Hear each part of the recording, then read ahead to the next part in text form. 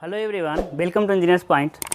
पिछले क्लास में हम पढ़े थे लैब डिटर्मिनेशन ऑफ डेंसिटी, यानी साइट पे जिस जगह हमको काम करना था वहाँ के सॉइल को लेकर आए थे और लैब में क्या किए थे, टेस्ट किए थे कि कितने जलांश पे कितने जलांश पे कितना घनत्व हमको मिलता है ना। हम मैक्सिमम डेंसिटी प्राप्त करने की कोशिश किए थे।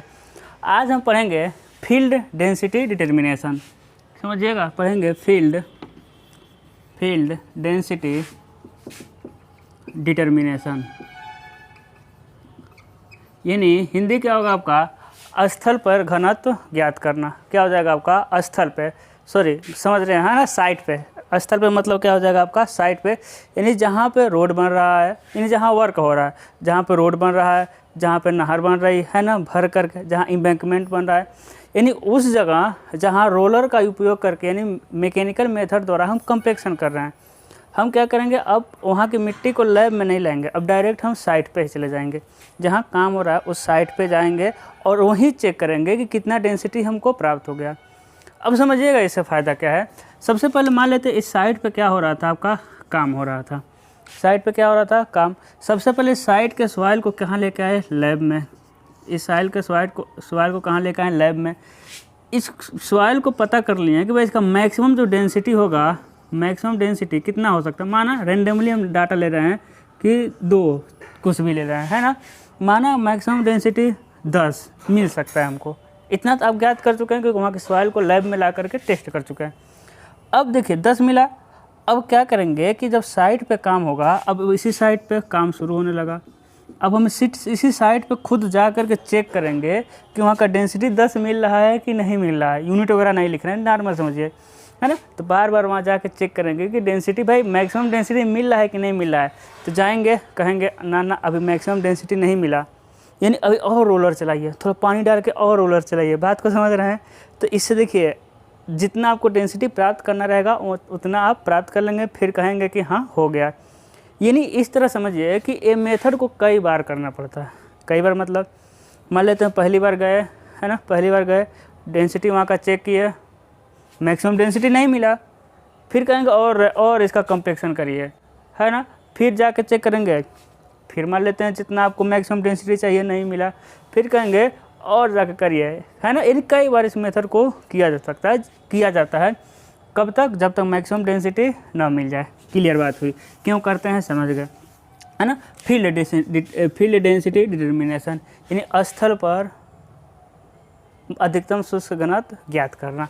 इसके कई मेथड होते हैं। आज हम एक ही मेथड पढ़ेंगे, कोर कटर मेथड। इसका हिंदी होता है आपका क्रोड, है ना, कर्तनी विधि। ओके, है ना। देखिएगा आजकल लेक्चर में हम बहुत छोटा ला रहे हैं, क्योंकि क्या है ना कि कई लेक्चर आप देख रहे होंगे, आजकल कई लेक्चर मेरे जा रहे होंगे। आपका सॉइल मैकेनिक्स का भी वीडियो जा रहा होगा, ड्राइंग फर्स्ट ईयर का ड्राइंग का भी वीडियो अपलोड कर रहे हैं, फिर सेकेंड ईयर का हाइड्रोलिक्स का भी वीडियो जा रहा है, फिर सिटी का वीडियो जाने वाला है। तो इसीलिए मतलब कि सारे क्लास हमको लेना पड़ा है अकेले, तो इसीलिए हम वीडियो को छोटा बना रहे हैं। नहीं तो हम आज 2-3 मेथड बता देते हैं। तो आज क्या पढ़ेंगे, बस एक मेथड पढ़ेंगे, कोर कटर मेथड। और समझिएगा ये सब मेथड जो है ना, लोहे का काम हो रहा, हो सकता है आवाज़ जाए। ये जो मेथड सारे हैं इतना इम्पॉर्टेंट है जेई के लिए। जेई में भर के क्वेश्चन आते हैं कि कहेगा कोर कटर मेथड का यूज़ किस लिए करते हैं। तो आपको पता है मैक्सिमम डेंसिटी ज्ञात करने के लिए, या ऑप्शन में रहेगा कंपैक्शन के लिए। आएगा स्टैंडर्ड प्रोक्टर टेस्ट का यूज़ कहाँ करते हैं, ऐसा देगा। फिर पूछेगा कि इनमें से कौन सा लैब डिटर्मिनेशन है, लैब मेथड है, इसमें से कौन सा फील्ड मेथड है। तो इस तरह के घुमा के एक ही तरह के क्वेश्चन आते हैं, ठीक है। अब देखिएगा सबसे पहले हमको कौन सा पढ़ना है, कोर कटर मेथड, है ना। अब देखिए कोर कटर मेथड में यह एक मतलब कि कोर कटर मेथड सबसे सिंपल मेथड होता है फील्ड में जाकर डेंसिटी ज्ञात करने का। इसमें समय भी क्या लगता है, कम रहता है, एक्यूरेसी भी अच्छी खासी मिलती है। इससे भी लोकल टेस्ट होते हैं जो तुरंत ही बता देंगे, लेकिन उसकी एक्यूरेसी इससे कम होती है। तो माना जाता है कि ये सबसे सामान्य विधि होता है, इसके करने में समय कम लगता है। लेकिन एक बात याद रखिएगा, कोर कटर मेथड का यूज़, चलिए इसको बाद में बताएंगे, हमेशा फाइन ग्रेन सॉइल के लिए किया जाता है ना। एक बात याद रखना, एग्जाम में हमेशा एक एग्जाम में क्वेश्चन आएगा, कोर कटर मेथड का यूज़ किस सॉइल के लिए किया जाता है। तो लिखेगा fine grain soil, coarse grain soil लिखेगा चट्टानों के लिए। तो सब लोग समझते हैं कि कोर कटर मेथड है ना, तो काटेगा तो लिख देंगे चट्टान के लिए। नहीं, कोर कटर मेथड का यूज़ किसके लिए किया जाता है? फाइन सॉइल के लिए, फाइन ग्रेन्ड सॉइल, सूक्ष्म कोणों वाली मृदाओं के लिए। सबसे पहले हम किसकी बात करते हैं? सबसे पहले बात करते हैं उपकरण की। हाँ, सबसे पहले किसकी बात करते हैं? उपकरण। इसमें ना 3 उपकरण होते हैं। कितने उपकरण मिलेंगे आपको? 3। पहले को कहते हैं कोर कटर, है ना, अच्छा लिख दे रहे हैं, सिलेंड्रिकल कोर कटर, यानी बेलनाकार कोर कटर। अब बेलनाकार कोर कटर क्या है? कुछ नहीं है। जैसे आप गिलास देखें अपने घर में, आपके घर में गिलास होगा ना, तो सेम समझिए गिलास का समझाएं, है ना, गिलास का हम समझाते हैं, इसी को समझा दे रहे हैं। देखिए ये जो ढक्कन है, ये ढक्कन ही क्या है आपका? Core cutter. ऐसा ही रहता है ना, देखिए ढक्कन बस, है ना। चलिए इसको बना देते भाई कोर कटर को। अब इस ढक्कन को हम ऐसे बना रहे हैं, ठीक है, देखिएगा ये क्या हो जाएगा आपका? ऐसे। देखिए इसी ढक्कन को तो बनाए, लेकिन कैसे बना दिए हम? ऐसे बना दिए, ठीक है। और चलिए बड़ा बना देंगे, अभी और जगह है बड़ा बना सकते हैं हम, ठीक है। ये क्या हो जाएगा आपका? ढक्कन। देखिए यही है ढक्कन मेरे लाल, यही वाला कोर कटर हो गया। लेकिन इसका काम ही कोर कटर काटने का काम है। तो इसका जो सिरा होता है ना, थोड़ा नुकीला होता है, तभी तो ज़मीन में धंसेगा, है ना। अभी इसका हम प्रोसेस बताएंगे, अभी उपकरण समझिए। इस आकार का क्या हो गया? कोर कटर हो गया। इसीलिए इसका यूज़ फाइन ग्रेन्ड सॉइल के लिए किया जाता है। यदि मोटे कोण वाली मृदाओं में इसको नीचे धंसाएंगे ना, तो क्या हो जाएगा? इसके जो सिरे हैं, कोरे हैं, वो ख़राब हो जाएंगी, मोटी हो जाएंगी। इसीलिए इसका यूज़ कोर कटर मेथड का यूज़ फाइन ग्रेन्ड सॉइल के लिए किया जाता है, समझिएगा। इसका अंदर का डाया कितना होता है? 100 mm, है ना। और इसकी ऊंचाई कितनी होती है भाई? 127.3 mm। कहीं कहीं 130 mm मिलता है, जो कि गलत होता है। देखिए अभी 2-3 मतलब देखे होंगे आप, टेस्ट पढ़ते हुए आ रहे हैं कि सबका डाया 100 mm और ऊंचाई 127 mm। इससे फ़ायदा होता है कि इसका जो वॉल्यूम होता है आपको कन्फर्म है 1000 cc, यानी सेंटीमीटर पे क्यूब। इसका वॉल्यूम फिक्स हो जाता है इस तरह रहने से। यानी बहुत सारे आपके जो मिलेंगे इंस्ट्रूमेंट, उसमें डाया 100 mm और ऊंचाई 127.3 mm होगा। इससे इसका अंदर का वॉल्यूम हो जाता है 1000 सेंटीमीटर क्यूब। तो पहला होता है सिलेंड्रिकल कोर कटर, यही चीज़ है, समझ रहे हैं। दूसरा जो होता है रैमर होता है, रैमर यानी दुरमुट, क्योंकि इसको ज़मीन में धंसाना होता है ना, इसको ज़मीन में धंसाना होता है। तो किससे पीटेंगे आप मतलब कि कुछ चाहिए पीटने के लिए, किसका यूज़ करते हैं हम लोग? रैमर का यूज़ करते हैं भाई, है ना। ये 25 सेंटीमीटर चौड़ा रैमर और ये निकला रहता है।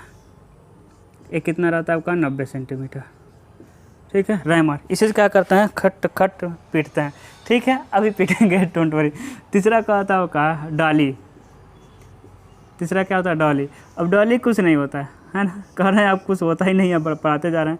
अब डॉली क्या होता है ना, देखिए यही डॉली है। अब इसका यूज़ कहाँ किया जाता है समझिएगा। अब मान लेते हैं ना, इसको हमको ज़मीन में धंसाना है। अब ज़मीन में धंसाएंगे, डेंसिटी ज्ञात करेंगे, तो जहाँ कंपेक्शन हो रहा है थोड़ा सा नीचे धंसाएंगे ना, और थोड़ा सा नीचे धंसाने के लिए क्या करते हैं? मान लेते हैं इस क्या है आपका? ये सिलेंड्रिकल जो है, दिख रहा होगा ना, है ना। एक क्या है आपका? Core cutter. इसको ज़मीन में थोड़ा, है ना, जो लेवल है ज़मीन का लेवल, उसके थोड़ा अंदर घुसाना है।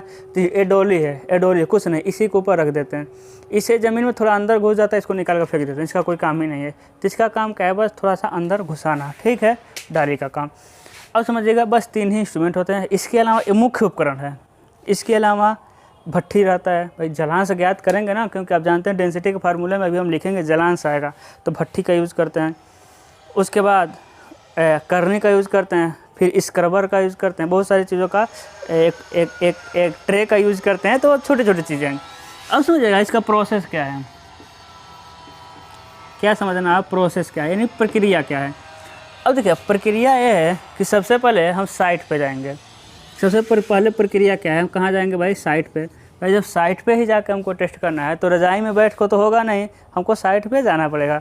साइट पे जा करके फिर इसको अंदर से अच्छे से साफ़ करके, फिर जिस स्थान पर डेंसिटी ज्ञात करना है उस स्थान पर कोर कटर को रखते हैं, और उसके ऊपर से एक समान रूप से प्रेशर लगा के अंदर धंसाते हैं, ठीक है।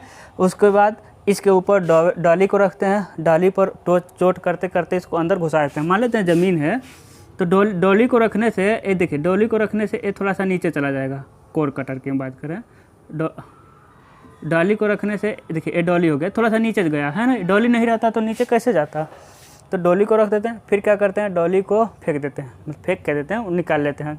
उसके बाद इसके चारों तरफ के सॉइल को अच्छे से खोदते हैं, चारों तरफ के सॉइल को अच्छे से खोदते हैं और उसमें से निकालते हैं, समझिएगा। उसमें से क्या कर रहे हैं, कोर कटर को निकालेंगे। अब कोर कटर को निकालने के बाद जो सॉइल मान लीजिए, अब देखिए इसको निकालेंगे तो इसमें सॉइल भरा रहेगा, सॉइल भरा रहेगा तो सॉइल का भार ज्ञात कर लेते हैं। माना भार कितना है सॉइल का भाई, कैपिटल W। अब बताइए कोर कटर का आयतन पता है आपको, कोर कटर का आयतन 1000 cc यानी आयतन है। तो यहाँ से हम बल्क डेंसिटी निकाल लेते हैं।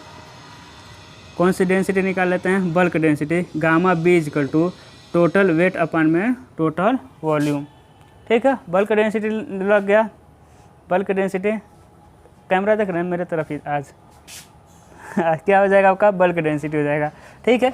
उसके बाद मैक्सिमम डेंसिटी, ड्राई डेंसिटी ज्ञात करने के लिए फार्मूला आप जानते हैं, gamma D equal to gamma B 1 plus small W। अब यहाँ स्मॉल W क्या है, यह है जलांश, वाटर कंटेंट, क्या है भाई, जलांश है। अब जलांश ज्ञात करने की विधि तो हम बहुत पहले पढ़ चुके हैं ना, फिजिकल प्रॉपर्टीज ऑफ सॉइल में जलांश ज्ञात करने की कई सारी विधियाँ होती हैं, लेकिन सबसे एक्यूरेट जो विधि होती है वो होता है आपका ओवन ड्राइंग मेथड, यानी भट्ठी द्वारा सुखाने की विधि। अब इसमें कोर कटर में जो सॉइल आया था उस सॉइल का कुछ पार्ट लेंगे और हम अच्छे से मेथड द्वारा उसका हम जलांश ज्ञात कर लेंगे और हम यहाँ सारी चीज़ें रख देंगे। तो गामा D मिल जाएगा, gamma B 1 plus small W, ठीक है। तो देखिए कितना आसानी से ज्ञात करती है। अब देखिए सेम यही सारे फार्मूला जब हम लैब में लेके आए थे सॉइल को, तो सब यही सारा फार्मूला का यूज़ किए थे, ठीक है। तो आई होप आपको समझ आया होगा। बहुत धीरे धीरे हम लोग पढ़ेंगे, कोर्स धीरे धीरे चलेगा, लेकिन अच्छे से कंप्लीट होगा, डोंट वरी, ठीक है। तो आज के लिए बस इतना ही। वीडियो को ज़्यादा लोगों तक पहुंचाइए, बट चैनल का ग्रोथ बहुत ही स्लो है, वो आपकी जिम्मेदारी है। हम प्रॉमिस किए थे कोर्स कंप्लीट करेंगे, कर रहे हैं। आप लोग प्रॉमिस किए थे शेयर करेंगे, शेयर करिए, लोगों तक पहुंचाइए, ठीक है। तो आज के लिए बस इतना ही, गुड लक।